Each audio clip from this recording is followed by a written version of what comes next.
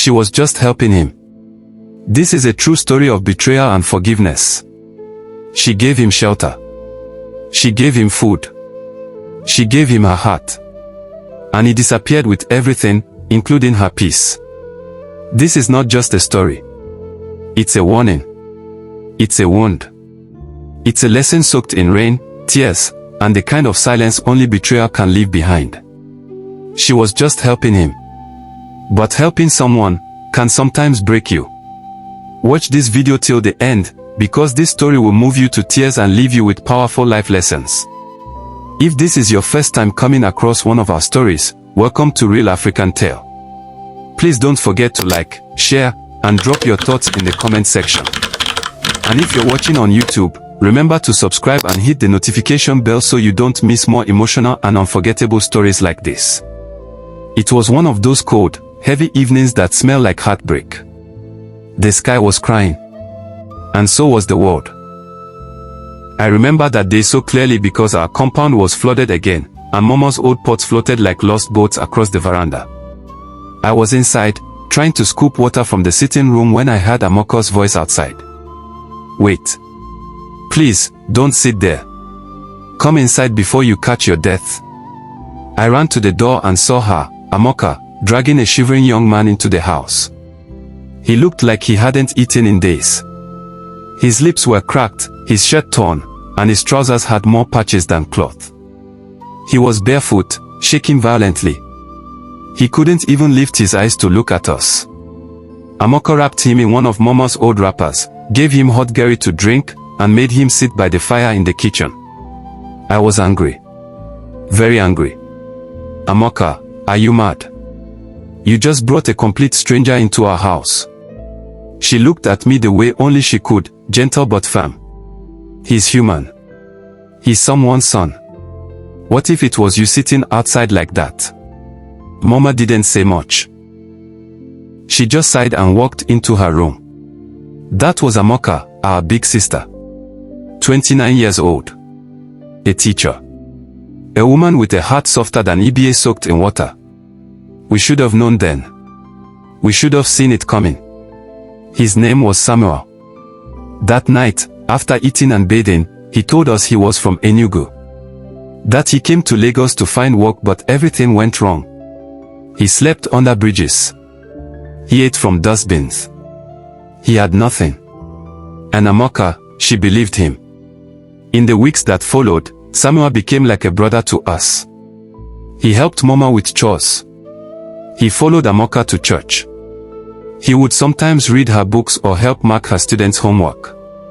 I didn't trust him. But Amaka did. She gave him clothes. She taught him how to speak better English. She even helped him get cleaning jobs from some of her friends. He started calling Mama, Ma. He even said he loved Amaka. And I began to wonder. Maybe people can really change. 3 months later, Amaka told us she wanted to help Samuel buy a second-hand kiki, tricycle, so he could start a business. I screamed. You what? Are you mad? Where will you get the money from? She smiled sadly. I've been saving for my PGD. But it can wait. He needs a chance. Even Mama warned her, a woman must not let her heart blind her sense. But Amaka didn't listen. She used 680,000 Nigerian nairas. Her entire savings and helped Samuel get a kiki. He cried when she gave him the papers. Cried and hugged her like a child. We believed his tears. We believed him. 3 months of peace. That's how long it lasted. Then one Saturday morning, Amaka woke up and Samuel was gone. His clothes, gone.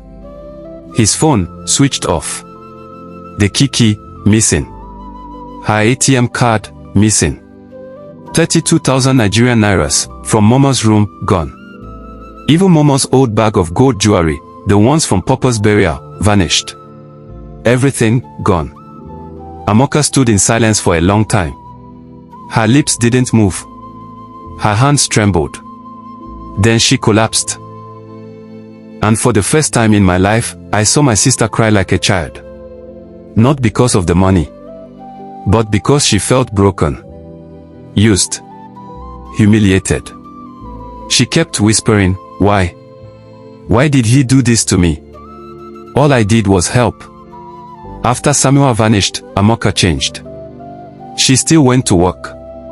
She still cooked for us. She still greeted the neighbors. But something in her eyes had died. She no longer stayed after church to chat. She stopped laughing at silly movies. She no longer believed in fairy tales. One evening, I saw her staring at the same spot by the gutter where she found Samuel. It was raining again. Her eyes were full, but no tears came. "I just wanted to help," she whispered. "I didn't know helping could hurt this much." And Mama said something I will never forget. Some people come into your life not to stay, but to teach. 1 year passed. We never saw or heard from Samuel again. Until that day at the market. I was working with Amaka, helping her carry tomatoes when we saw a crowd by the gutter near mile 2. People were laughing, pointing, spitting. A mad-looking man was sitting in the mud. Dirty. Sick. Lost. It was Samuel. I froze. Amaka stopped. He looked up, and our eyes met. He was thinner. His beard overgrown. One of his eyes looked damaged. His hands trembled. He opened his mouth to say something, but nothing came out. People passed by him like he didn't exist. But Amaka, she didn't scream. She didn't insult him. She simply opened her bag, brought out a bottle of water and bread, and dropped it beside him. Then she walked away. I stood there, stunned. "Why?" I asked her later. "After everything he did to you." She smiled gently. But her eyes were filled with a kind of strength I had never seen before. "I don't need revenge to heal," she said. "I just need peace." That was the day I understood what strength looked like. Amaka taught me something no school could ever teach. That kindness is not weakness. That forgiveness is not foolishness. That some scars are not there to remind us of pain, but to prove that we survived. Samuel faded into the streets. No one saw him again after that. But Amaka, she started a school. She now helps street boys learn how to read. She's not bitter. She's better. And I tell her story to remind people. Help. But help with wisdom. Love. But love with sense. Forgive. Not because they deserve it, but because your peace is more important than your pain. Did this story break your heart? Did it remind you of something real? This is not just a tale, it's a reflection of pain, love, betrayal, and truth in our African homes. Please like this video if it touched your soul. Share it with someone who needs to hear this. Drop a comment and tell us what part broke you the most. We are reading, we are listening. You just watched another powerful emotional story from Real African Tale, where true African voices and untold stories come to life. If you're watching on YouTube, subscribe now to join a family that feels deeply. Tap the notification bell so you never miss a story that will make you cry, think, and heal. Real stories, real pain, real lessons. Only on Real African Tale.